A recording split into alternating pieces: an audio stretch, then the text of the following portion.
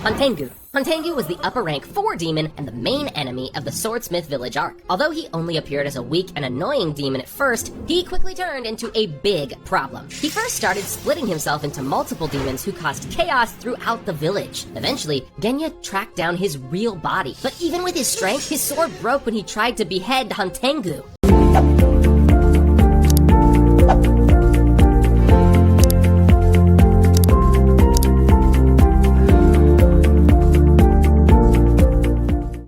Later on, with some teamwork, the Slayers were able to deal with all of Hantengu's clones, which forced the demon to show his true final form. In an instant, Hantengu pulled all of his clones together and merged them into a new being, called Zohakute. In this form, he had a huge circle growing out of his back, with drums that activated different blood demon arts depending on what he needed at that specific moment. One of his strongest abilities in this form was creating huge dragons out of the surrounding trees, which he used to attack Tanjiro and Mitsuri, putting them through pure hell. However, despite the huge power boost he went through, it still was not enough, and the Slayers eventually found a way to stop him. In the end, Hantengu died as he lived, a whimpering coward running away through the woods, begging not to be killed.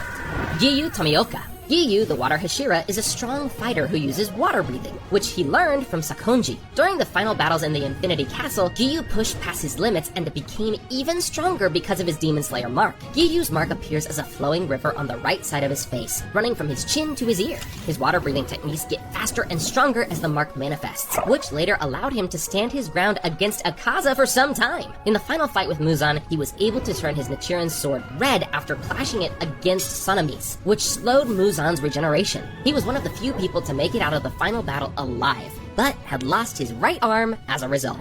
Zenitsu Agatsuma. It is wild to think that Zenitsu was once one of the weakest in the Demon Slayer Corps, so scared that he could only fight while asleep.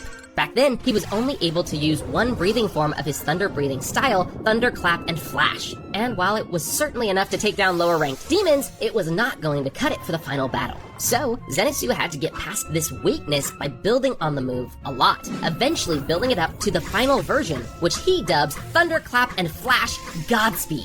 However, even that is not where his growth stopped. During the final battle, while fighting against Kagaku, Zenitsu developed his own style of thunder breathing, which he named the Flaming Thunder God. While using this form, he becomes very fast and creates a lightning dragon image behind him, quickly cutting his opponents in half. By the end of the final fight, Zenitsu was seemingly on the same level as the other Hashira when it comes to strength, and even better, he was finally able to fight while awake.